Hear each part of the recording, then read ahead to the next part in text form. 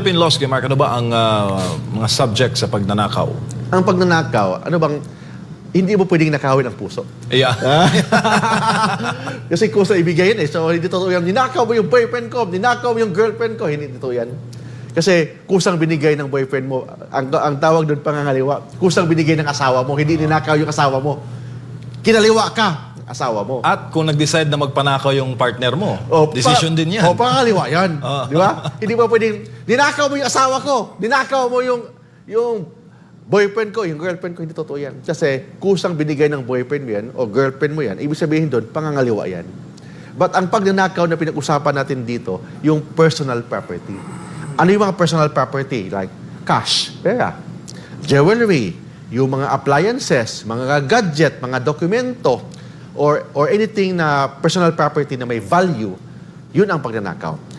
Don't forget, in pagnanakaw, kailangan na lahat ng kinukuha mo may value. Hindi lang sentimental value. May monetary value. Bakit kailangan ng monetary value? Kasi ang value ng property, yun ang magdedepend sa penalty ng pagnanakaw. Kung ang ninakaw mo walang value, hindi ka makasuhan ng pagnanakaw. Kasi ang pagnanakaw, number one requirement, kailangan may value.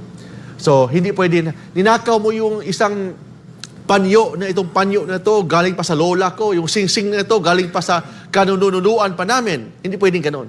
Kailangan, yes, pwedeng sabihin mo na kanununuan namin, but kailangan na may value ang ninakaw mo. Hindi lang value na sentimental value, kailangan may monetary value para matatawag na pagnanakaw yon.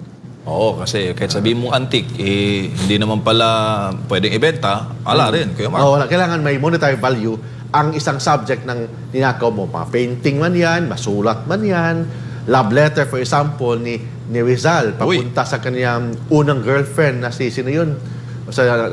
In history, for example. Si Carlo na bahala doon, sumagot. Yung mga ganon, example, unang girlfriend, unang pag-ibig ni Dr. Rizal, may love letter pa.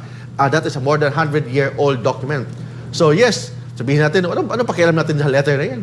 But yung letter na yan, aside na may historical value yan, kailangan i-prove mo na may monetary value. May monetary value yan para masasabi na pagnanakaw. Thank you, Kuya Mark.